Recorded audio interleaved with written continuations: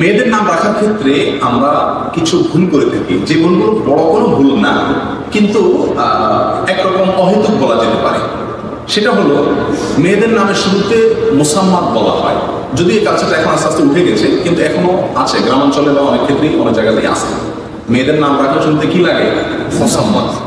মুসাম্মাত এটা আরবি একটি শব্দ, যার অর্থ হলো নামকরণ করা হয়েছে, নাম রাখা হয়েছে।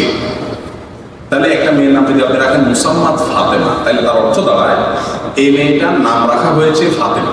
এক লাইন নাম হয়ে গেল না?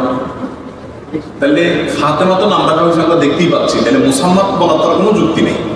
অতএব এটা একরকম অনর্থক এবং অহেতুক নামের শুরুতে মুসাম্মাত যুক্ত করা। বিশেষ করে এখন আইডি কার্ড, জন্ম নিবন্ধন এবং আপনার পাসপোর্ট ইত্যাদি, বার্থ সার্টিফিকেট ইত্যাদি স্কুলে ভর্তির সময় আমাদের এইগুলো খেয়াল করা উচিত। মেয়েদের নাম শুধু নাম থাকবে, ছেলে হোক মেয়ে হোক সবাই সিঙ্গেল নাম থাকবে। ডাবল ট্রিপল নাম রাখা এটা সুন্নাহর খেলাফ। কথা বলতে আসছে রাসূলুল্লাহ আকরাম সাল্লাল্লাহু আলাইহি ওয়াসাল্লাম সাহাবায়ে কেরাম একটা নাম রাখতেন। কারোর নাম আছে সাআদ, কারোর নাম সাঈদ, কারোর নাম ওমর, কারোর নাম ওসমান, কারোর নাম আলী, একটা নাম। আর আমাদের হলো শুধু আলী, কেমন হয়ে যায়? আমরা এরকম বলি না, এই জন্য সাথে যুক্ত করি। শুধু অমর কেমন হয়ে যায়? তাহলে ওমর ফারুক, আবার মোহাম্মদ লাগাই, মোহাম্মদ, ওমর, ফারুক, তিনটা নাম। এই তিন চারটা নাম রাখা উচিত না। আবার একটা ডাক নাম, একটা আসল নাম রাখে। আর মেয়েদের ক্ষেত্রে তো জটিলতা বললাম, এই যে মুসাম্মাত ফাতেমা, মুসাম্মাত আয়েশা, এই মুসাম্মাত যুক্ত করে, এটা একটা ভুল। মেয়েদের নামের শেষে আবার রাখা হয় আখতার, ফাতেমা আখতার, খাদিজা আখতার, অথবা খাতুন, অমুক খাতুন, তমুক খাতুন, অথবা বেগম, অমুক বেগম, তমুক বেগম। এগুলো একরকম অনর্থক। যদিও এগুলো এখন রাখা হয় না, কিন্তু কোনো কোনো ক্ষেত্রে কোনো কোনো মানুষ দেখা যায় রাখে, এগুলো অনর্থক।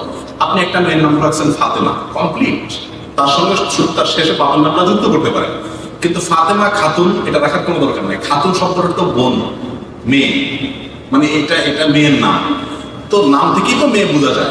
অতএব আলাদা খাতুন রাখার কোনো দরকার নেই। আবার অনেকে বেগম লাগান, কথা কথা আয়েশা বেগম। হ্যাঁ, তো আয়েশা নাম রাখলে শেষে বেগম রাখার দরকার নেই, বেগম মানে মহিলা, খাতুন মানে যেরকম। অনেকে রাখে আখতার, ফাতেমা আখতার, খাদিজা আখতার, হ্যাঁ, অমুক আখতার, তমুক আখতার। তাহলে মেয়েদের নাম শেষে আখতার, বেগম, খাতুন এগুলো যুক্ত করা অনর্থক।